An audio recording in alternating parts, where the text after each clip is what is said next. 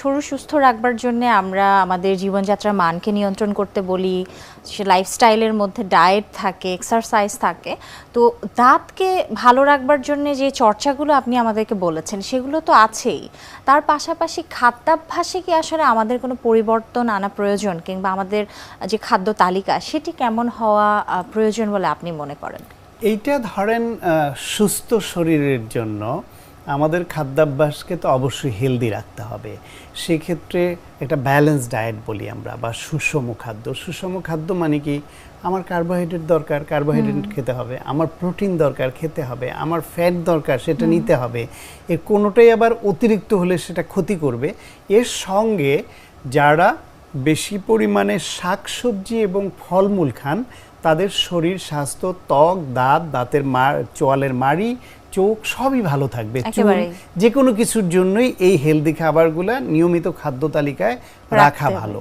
আর হচ্ছে পর্যাপ্ত পানি পান করা। পর্যাপ্ত শব্দটা বললাম এই জন্য যে বয়স, ওজন এবং নানাবিধ রোগ ব্যাধি বিবেচনায় নিয়ে পানির পরিমাণ কম বেশি হতে পারে। তবে একজন সুস্থ স্বাভাবিক মানুষের দিনে 2.5 থেকে 3 লিটার পানি, 2 লিটারের কম যেন না এই পরিমাণ পানি তিনি খাবেন।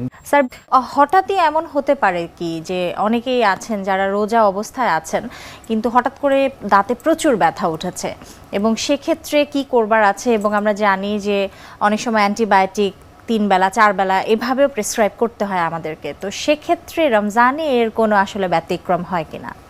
একটা হচ্ছে রোজা রাখা অবস্থায় যদি হঠাৎ তীব্র ব্যথা ওঠে, নর্মালি ধরেন যে আগে এক সময় তো আমাদের জানার অভাবের কারণে হোক, অনেক কিছু থেকে আমরা বিরত ছিলাম বা থাকতাম, কিন্তু এখন রোজা রেখেও তো ইনসুলিন নেওয়া যাচ্ছে। তো চিকিৎসকরা বলছেন, ধর্মীয় চিন্তাবিদরা বলছেন, তো ইনসুলিন একটা ইনজেকশন না? কিন্তু এটার উদ্দেশ্য তো হচ্ছে রোজার কষ্ট কমানো বা ওই খাদ্য দ্রব্য হিসেবে গ্রহণ না, লাইফ সেভিং বা এটা নেওয়া হচ্ছে। ঠিক একইভাবে যদি তীব্র ব্যথা হয়, পানি দিয়ে ট্যাবলেট বা ক্যাপসুল খেলে সেটা নিষেধ আছে ধরেন, তাহলে প্রয়োজন হলে সে মানে একটা ইনজেকশন তিনি নিতে পারেন। ইনজেকশন যদি তিনি চিকিৎসার প্রয়োজনে নেন, যেটা তার রোজাকে সাপোর্ট দেবার উদ্দেশ্য, মানে পজিটিভ অর্থে, মানে এখানে আমি খাচ্ছি না বলে কষ্ট হচ্ছে সেই কষ্ট কমানোর জন্য, এরকম তো না। সুতরাং নিশ্চয়ই আল্লাহ আমাদের উদ্দেশ্য জানেন। সেই উদ্দেশ্য যদি জানেন এবং তীব্র ব্যথায় কষ্ট হচ্ছে, এই কষ্টের জন্য আমার রোজা ভেঙে ফেলতে হতে পারে, তো যদি আমি ব্যথানাশক ইনজেকশন দিয়ে বা সাপোজিটরি ইউজ করে যদি এই ব্যথাটা কমিয়ে তিনি রোজা রাখেন, তাহলে তো ওই ইনসুলিন নেওয়ার মতোই এটা একটা অপশন। সেই ক্ষেত্রে কিন্তু যদি এরকম হয় তার এতে কমছে না বা বেশি কষ্ট হচ্ছে, তাহলে রোজা ভাঙারও তো বিধান আল্লাহ দিয়েছেন, তাহলে রোজা ভাঙবেন, পরের পরিবর্তে রোজা পরে রেখে নেবেন তিনি। এইটা। আর একটা হচ্ছে ওষুধের ক্ষেত্রে, যেটা ওষুধের ক্ষেত্রে ধরেন আমরা নর্মালি বিভিন্ন রকমের অ্যান্টিবায়োটিক, ব্যথানাশক ওষুধ দেই, তার এই প্লাজমাটি হাফ লাইফ একটা জিনিস আছে আপনি জানেন, সেটা বিবেচনা করে কোন ওষুধ কত ঘন্টা পর পর খাবে আমরা ওইভাবে প্রেসক্রাইব করি।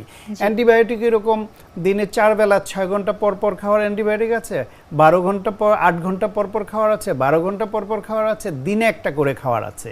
এবং সব অ্যান্টিবায়োটিক আবার মুখের রোগে ভালো কাজ করে না। এক এক অ্যান্টিবায়োটিক এক একটা রোগের এক এক জীবাণুর জন্য ভালো কাজ করে, যেটাকে আমরা ট্রিটমেন্ট অফ চয়েস বলি।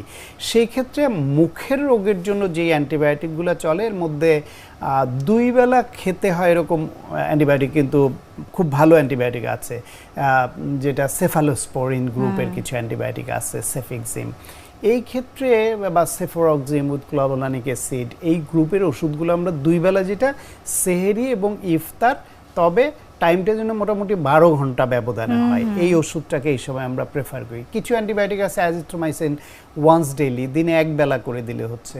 যদি মনে হয় যে এই ইনফেকশনের জন্য অ্যাজিথ্রোমাইসিন ইজ ফাইন, তার ইট উইল ওয়ার্ক ফাইন, তাইলে আমরা অ্যাজিথ্রোমাইসিন 1 বেলা ডেলি দিই। তবে কোনোভাবেই 3 বেলা 4 বেলা খাওয়ার যে অ্যান্টিবায়োটিক বা ব্যথানাশক বা অন্য কোনো ওষুধ আছে, সেটাকে আমরা পারলে অ্যাভয়েড করি।